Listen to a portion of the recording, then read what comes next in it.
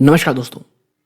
दोस्तों आज जिस स्टॉक की मैं चर्चा करने वाला हूँ एफएमसीजी स्टॉक की, मैं सबसे पहले ये क्लैरिफाई कर दूँ, ये उन रिटेल निवेशकों के लिए है जो अक्सर वो मौके ढूंढते हैं जहाँ पर उनको एक ऐसा स्टॉक जो स्टेबिलिटी देता हो, जहाँ पर रिस्क कम हो और 10 to 15% की आराम से आपको साल भर में आपको रिटर्न आराम से दे सकता हो और ऐसे लेवल मिल रहा हो जहाँ पर रिस्क रिवॉर्ड रिवॉर्ड की तरफ ज़्यादा है, रिस्क की तरफ कम है। इस स्टॉक के ऊपर मैंने चर्चा करनी इसलिए बंद कर दी थी क्योंकि स्टॉक बहुत ज़्यादा भाग गया था और मुझे ये लग रहा था कि अब इसके ऊपर कुछ फ्रेश चर्चा करना सही नहीं रहेगा। बट हाँ, अभी जो मौका मुझे लग रहा है ये एक्यूमुलेशन के लिए, इन्वेस्टमेंट के लिए, तमाम चीज़ों के लिए बहुत अच्छा है। जी हाँ, मैं बात कर रहा हूँ मैरिको की। करेंटली जब मैं वीडियो रिकॉर्ड कर रहा था 490 के आसपास ये स्ट्रगल कर रहा था दोस्तों, बट मुझे लगता है 490 के सपोर्ट को शायद ये बचा ले और आज 490 के ऊपर बंद हो दोस्तों। अगर ऐसा होता है तो 490 का जो सपोर्ट है वो काफ़ी हद तक बचा रहेगा और अगर स्टॉक 490 के नीचे जाता है तो इसका एक जो ह्यूमंगस सपोर्ट है, जो मुझे ये लगता है टूट पाना, देखिए इम्पॉसिबल तो कुछ नहीं होता बट नेक्स्ट टू इम्पॉसिबल, 450 का लेवल नहीं टूटने वाला दोस्तों। ठीक है, सो मैरिको अभी इन स्तरों पे, और सिर्फ मैरिको नहीं, ओवरऑल जो एफएमसीजी सेक्टर है वो इतना ज़्यादा दबाव में क्यों है, तो देखिए ऐसा कुछ भी नहीं हो रहा है जिसके बारे में चर्चा नहीं की गई है। एचयूएल, मैरिको, डाबर, हर कोई अपनी चर्चा में, चाहे वो टॉप मैनेजमेंट, आईटीसी, हर कोई एक बात कह रहा है, कमोडिटी इन्फ्लेशन जो है वो बहुत नेगेटिव स्तर पे एडवर्सली इफेक्ट कर रहा है ओवरऑल चीज़ों को दोस्तों, मार्जिन्स को भी, रॉ मटेरियल्स को भी। ठीक है, और अब जब आप कह सकते हैं पेट्रोल की कीमतें 2 रुपये कम हुई हैं, इसका असर उतना तो मुझे नहीं लगता, लेकिन इंटरनेशनल मार्केट में लगातार क्रूड ऑयल बढ़ रहा है दोस्तों। अगर मैं आप देखिए, अभी तो चुनाव, अभी तो कुछ नहीं है, बट अगर चुनाव के बाद चीज़ें ख़राब होती हैं, अगर आपका जो क्रूड ऑयल है वो ऊपर ही रहता है और अगर वापस से एक बढ़ोतरी आपको देखने को मिलेगी तो जो चीज़ें हैं वो और भी ज़्यादा निगेटिव हो जाएंगी कमोडिटी इन्फ्लेशन को लेकर के। और एक और बड़ा सरदर्द आ रहा है जो मैं हमेशा कहता हूँ, वो है अल नीनो। भैया अगर अल नीनो वापस आता है तो जो रूरल डिमांड की हम सब चर्चा कर रहे हैं, हम सब आस लगाए बैठे हैं कि वो अच्छा होगा क्योंकि हार्वेस्टिंग सीजन अच्छा होगा, तो जो एफएमसीजी में जो एक बहुत बड़ा सरदर्द चल रहा है डिमांड को लेकर के, वो पॉजिटिव होगा। तो क्वार्टर 4 में बहुत सारे सवालों के जवाब हमको अभी मिलने वाले हैं। तो मैं आपको बता दूं, यदि आप थोड़े से कंजर्वेटिव इन्वेस्टर हैं, थोड़े रिस्क बहुत ही कम लेना चाहते हैं, स्टॉक को अपनी वॉच लिस्ट में रखें। अगर क्वार्टर 4 में कहीं से कुछ नेगेटिविटी आ जाती कि भैया अल नीनो आ रहा है या वापस से कुछ अन्य क्राइसिस हैं, रूरल डिमांड उस तरह नहीं हो रही है जिसकी हमको चिंता थी, तो मुझे लगता है एक बड़ी, आप कह सकते हैं, आपको झटका लगता हुआ आपको दिखाई देगा। लेकिन क्या पॉजिटिविटी है मैरिको को लेकर के, उसके कुछ क्या बड़े पर्सनल इश्यूज चल रहे हैं, कंपनी कोर पोर्टफोलियो के बजाय डिजिटल फर्स्ट हो गया और फूड बिजनेस में क्यों इतना इन्वेस्ट कर रही है या इतना फोकस कर रही है और वहाँ से इतने अच्छे पॉजिटिव रिजल्ट क्यों आ रहे हैं, ये तमाम चीज़ों की चर्चा इस एक वीडियो में मैं करने वाला हूँ। वीडियो को मैं ये कहूँगा दोस्तों पूरा देखिएगा, भले ही थोड़ा सा फास्ट करके देखें या टुकड़ों में देखें। मुझे ऐसा लगता है सिर्फ मैरिको ही नहीं, बहुत सी एफएमसीजी कंपनियों की जो मेन इशू है, जो कोर इशू है, आपको यहाँ पर समझ में ज़रूर आ जाएगी। तो यदि आप मैरिको में इन्वेस्टेड है या निवेश की सोच रहे हैं, ये वीडियो आपके बहुत काम आएगी दोस्तों। लेकिन आगे बढ़ने से पहले अगर आप इस चैनल पहली बार आए हैं, प्लीज़ सब्सक्राइब का बटन ज़रूर दबाइएगा, वीडियो अच्छी लगती है लाइक करके और उसका शेयर ज़रूर कीजिएगा। तो अब सीधा लेके चलता हूँ वीडियो के सेकंड पार्ट की तरफ। तो दोस्तों सबसे पहले लेके चलता हूँ मैं आपको कुछ डिमांड ट्रेंड्स की ओर। देखिए ये बहुत अच्छी लाइन है, demand trends remain similarly sequential, यानी जब क्वार्टर 3 के नंबर्स आए थे कंपनी ने उसी वक्त कह दिया था कि जो डिमांड है वो सिक्वेंशियल तौर पर कोई बहुत ज़्यादा बढ़ोतरी ना गिरावट दिखा रही है, बल्कि एग्जैक्टली वही है। और जो माइक्रो इंडिकेटर हैं वो थोड़ा बहुत आप कह सकते हैं ऑप्टिमिज्म, यानी एक पॉजिटिविटी शो करते हैं। लेकिन देखिए ये इतना ब्रॉडर वर्ड है ना मैक्रो इंडिकेटर, कि जिसके ऊपर हम कुछ बात कहें मुझे वो सही नहीं लगती है, क्योंकि अरे भाई गवर्नमेंट स्पेंडिंग कर रही है, वो तो बहुत समय से कर रही है, लेकिन अभी भी उसका असर हमको उतना नहीं दिख रहा है। रीज़न क्या है? गवर्नमेंट की कहीं प्रॉब्लम नहीं है दोस्तों, प्रॉब्लम ये है कि जो कमोडिटी प्राइसेस हैं वो इतने ज़्यादा एक्सपेंसिव हो चले हैं। और ये बात जैसे मैंने पहले भी कह चुका हूँ, एक बार फिर रिपीट कर रहा हूँ कि जो टॉप मैनेजमेंट है, चाहे वो आप कोई भी कंपनीज उठा लें, वो यही बात कह रही है। और अगर आप एफएमसीजी में एक्यूमुलेट कर रहे हैं या कोई भी वीडियो कहीं से बात कह रहे हैं या उसमें खरीदारी कर रहे हैं, एक चीज़ को अपने दिमाग में बैठा के रखिए, इस बार का जो सोइंग सीज़न दोस्तों, हार्वेस्टिंग सीज़न है, अगर वो ख़राब हो जाता है और अल नीनो की जो बातें हो रही हैं, अगर वो प्रॉब्लमेटिक रहती हैं, तो फिर आपको कहीं से कोई पॉजिटिविटी देखने को नहीं मिलेगी। और देखिए यहाँ पर भी जो यहाँ कहा गया है कि जो ओवरऑल डिमांड है, ट्रेंड है, वो स्टेबल है, ठीक है। और जो रूरल इंडिया है दोस्तों, वो अभी भी काफ़ी हद तक लगाड है दोस्तों, ठीक है। एचपीसी मतलब होम और पर्सनल केयर दोस्तों, वो अभी भी थोड़ा सा स्लगिश चीज़ें दिखा रहा है। और आप देखें होम और पर्सनल केयर आप देखेंगे तो Q2 से Q4 की ओर थोड़ी सी बढ़ोतरी हुई है। और फूड तो दोस्तों और अप्रॉक्सीमेटली सेम ही है दोस्तों। और Q3 और Q4 अगर आप देखेंगे ऑल इंडिया में अर्बन प्लस रूरल आप देखेंगे तो थोड़ी सी आपको यहाँ थोड़ी बढ़ोतरी दिखेगी। अर्बन ऑलमोस्ट सेम है, रूरल में थोड़ी सी बढ़ोतरी आपको देखने को मिली है, ठीक है। तो डिमांड रूरल में बहुत ही फ्लैटिश तौर पे बढ़ती दिखाई दी है। और अब आने वाले समय में जो सबसे बड़ा डिसाइसिव मूवमेंट होने वाला है वो यही है, expectation of a healthy harvest season. और हर एक जो एफएमसीजी सेक्टर का है, चाहे वो एचयूएल हो, मैरिको हो या आप डाबर हो, हर के सामने यही एक बड़ा प्रश्न है। और मैक्रो ट्रेंड जैसे मैंने कहा, ये इतना ब्रॉडर वर्ड है ना। आप देखें fastest growing economy in the world की बात कही जा रही है, जीडीपी लेड कंजम्पशन की बात कही जा रही है।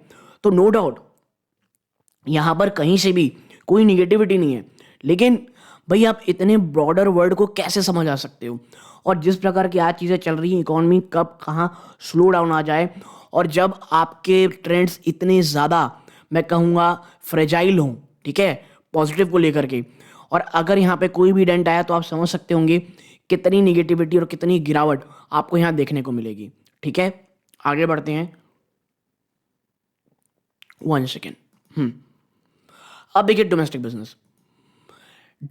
Business impacted by channel led initiatives, ठीक है, और international business stay resilient. Marico का जो इंटरनेशनल बिजनेस है वो बहुत मजबूत है, कंपनी ये कह रही है, ठीक है।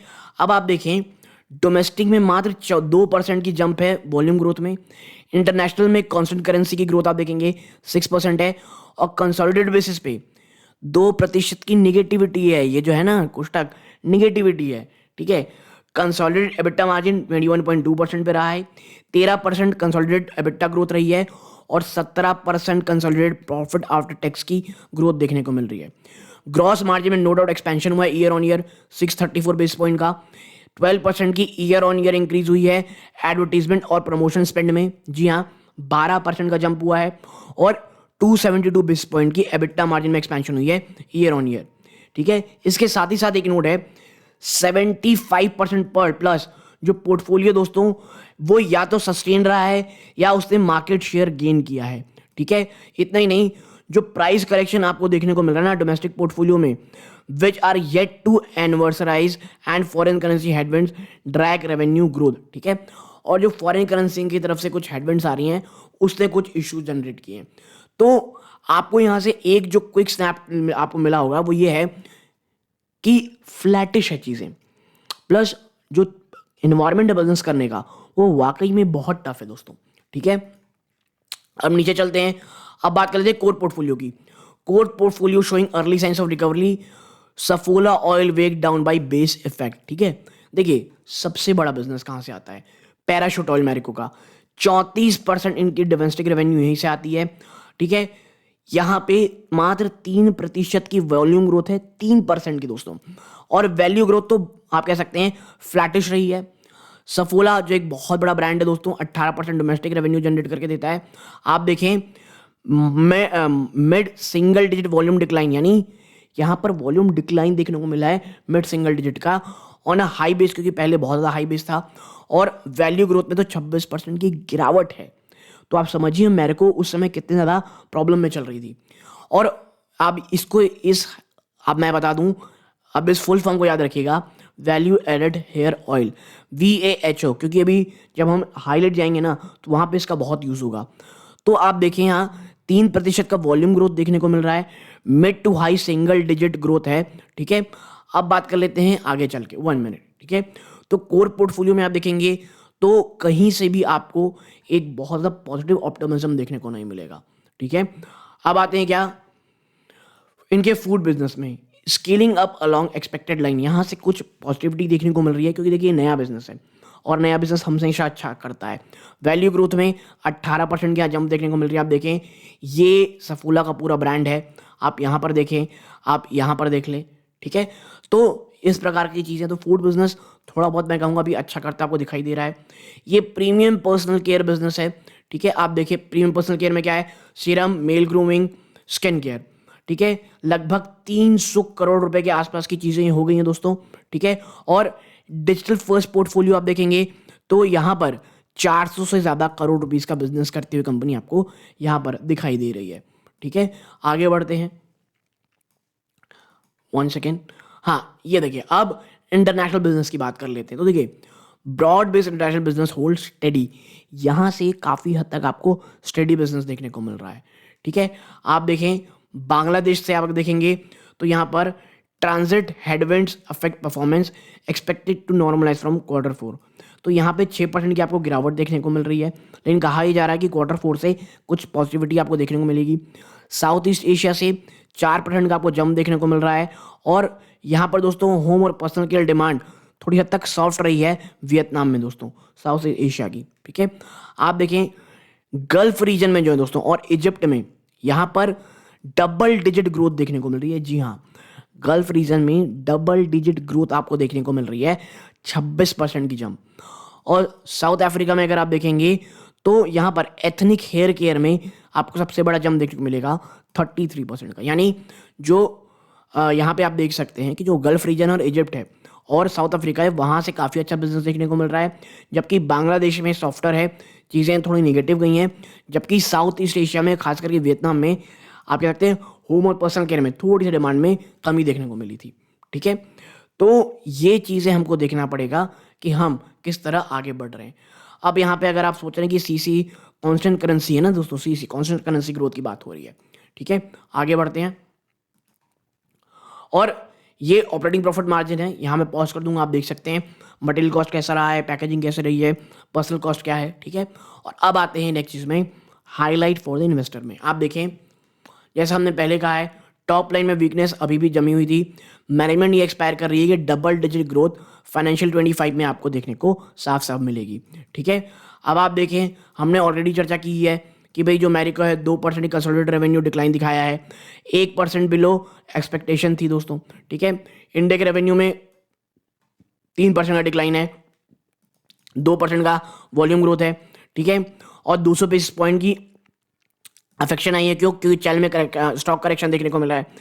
कोर पोर्टफोलियो चाहे वो पैराशूट हो, ठीक है, VAH हो, वैल्यूडेड हेयर ऑयल जो मैंने पहले कही थी, और एडेबॉल, इन सब में आपको गिरावट देखने को मिल रही है। सेल्स में 7% डिक्लाइन हुई थी, ठीक है। और affected by 26% dip in, 1 second दिखा दूं, डिप इन एडेबल ऑयल। तो आप समझ सकते होंगे एडेबल ऑयल का जो बिजनेस है, देखिए एडिबल ऑयल का बिजनेस सिर्फ सफोला में प्रॉब्लम नहीं है, आप फॉर्च्यून में भी जाके देखेंगे वहां पर भी आपको रिस्क देखने को मिल रहा है, वहां पर भी दबाव देखने को मिल रहा है।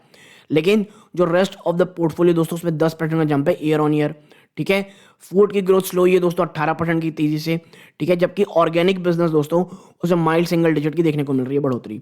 जो प्रीमियम पर्सनल केयर सेगमेंट है उसमें डबल डिजिट ग्रोथ आपको देखने को मिल रहा है। इंटरनेशनल बिजनेस में 2% की ईयर ऑन ईयर ग्रोथ है, ठीक है।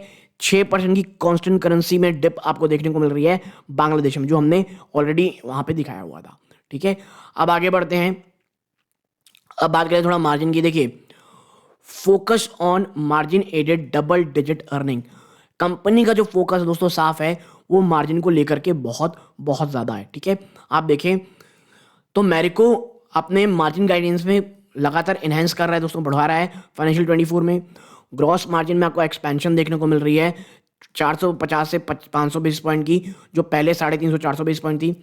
एबिटा मार्जिन में आपको एक्सपेंशन देखने को मिल रहा है, has been increase by 250 basis point की, जो पहले 200 बेसिस पॉइंट थी।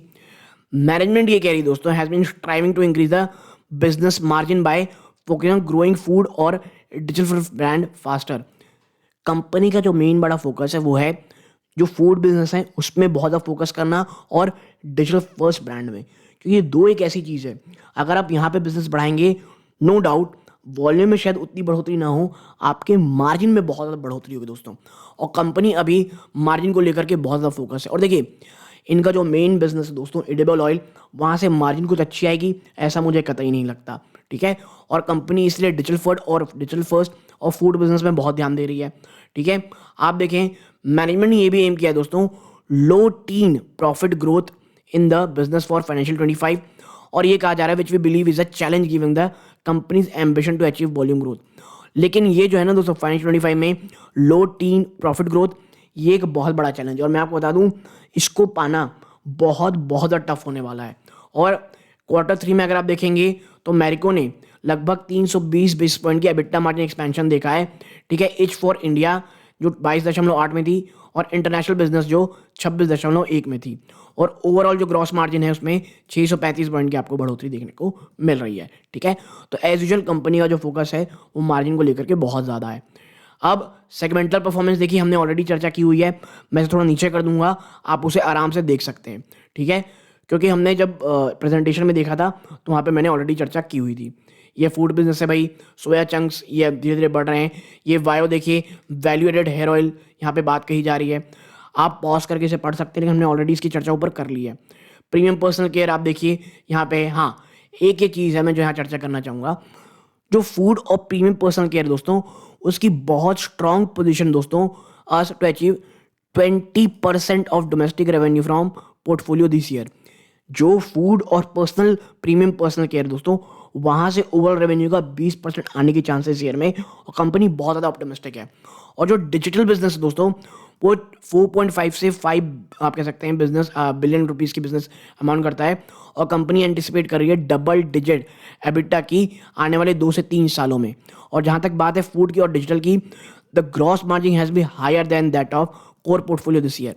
और जो कंपनी का कोर पोर्टफोलियो है क्या है वो, आप हेयर ऑयल देख लीजिए पैराशूट का, जो सफोला हेयर ऑयल है, इनके मुकाबले जो डिजिटल फर्स्ट ब्रांड है और फूड बिजनेस है वहाँ से मार्जिन काफ़ी अच्छा आता दिखाई दे रहा है।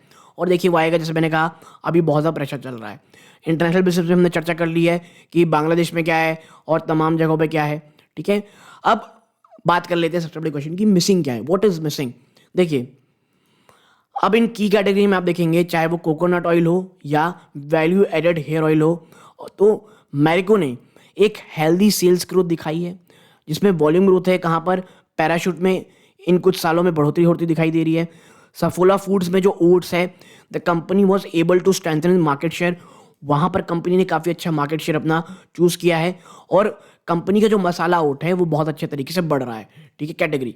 नाउ जो ग्रोथ है ना सफोला में एडिबल ऑयल ब्रांड, वो बहुत बड़े स्तर पे टेम्पर्ड हुई है दोस्तों कुछ सालों में। क्यों, पहला strategic mistake in term of pricing, company ने बहुत बड़ी स्ट्रैटेजिक मिसिंग की थी प्राइसिंग को लेकर के। और दूसरा the inability to cater to the recently emerge super premium market segment. और जो अभी अभी सुपर प्रीमियम मार्केट सेगमेंट आया है, यानी ऑर्गेनिक, आप देख रहे होंगे ऑर्गेनिक ऑयल्स होते हैं आजकल, ऑर्गेनिक सफोला, ऑर्गेनिक कच्ची घानी ऑयल आते हैं, ऑर्गेनिक कोकोनट ऑयल आते हैं, उस एक सेगमेंट को सफोला पेनिट्रेट नहीं कर पाया। जबकि मुझे लगता है सफोला ऑयल एक इतना प्रीमियम ब्रांड है, अगर वहाँ से अगर कोई प्रीमियम ऑयल आता ऑर्गेनिक का लेकर के, मुझे लगता है वहाँ से बहुत बढ़ोतरी देखने को मिलती, ठीक है।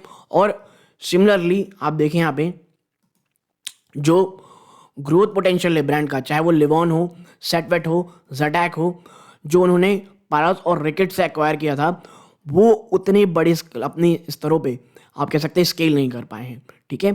तो लिवॉन, सेटवेट और ज़टैक जितना वहाँ से पॉजिटिव नंबर आने की बात कही जा रही थी वो नहीं आई। और इसीलिए मुझे आईटीसी के जो मैनेजमेंट की जो टॉप मैनेजमेंट है उनकी एक बात मुझे हमेशा याद आती है, हमें सिर्फ इसलिए नहीं खरीदना है कि खरीदना है, अगर वो हमारी ग्रोथ को आप कह सकते हैं पॉजिटिव वे में इम्पैक्ट नहीं कर सकती तो वो कितना भी अट्रैक्टिव हो हम उसको नहीं लेंगे। अब फ्यूचर आउटलुक क्या है, तो देखिए मैरिको का जो कोर पोर्टफोलियो दोस्तों वो काफ़ी हद तक प्रेशर में रहा है डिमांड और प्राइस कट के कारण। कंपनी ने बहुत सारे इनिशिएटिव उठाए हैं दोस्तों कि वॉल्यूम में रिकवरी आए, लेकिन ओवरऑल जो डिमांड एनवायरनमेंट है वो बहुत ज़्यादा कंड्यूसिव नहीं है, यानी वैसे कुछ पॉजिटिव नहीं आ रहा है। और हम ये बिलीव करते हैं कि अगर एक बार रूरल डिमांड पिकअप करती है तो जो ट्रेडिशनल कैटेगरीज हैं वो वापस से बाउंस करेंगे और ग्रोथ रेट नॉर्मल हो जाएगी।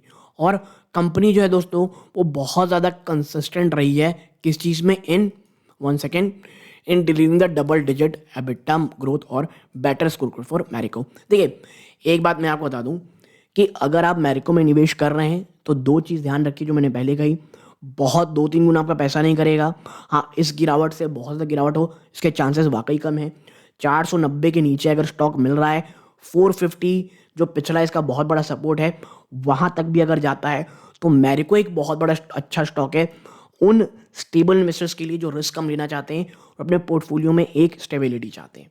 ठीक है, तो मैरिको देखना ही रहेगा कि हार्वेस्ट सीजन कैसा जाता है, कंपनी Q4 में क्या बात कहती है कि भाई हार्वेस्ट सीजन कैसा गया। तो ये तमाम चीज़ें अपने दिमाग में ज़रूर रखिएगा निवेश करने से पहले। ये पूरा वीडियो एक एजुकेशनल पर्पज़ के लिए था।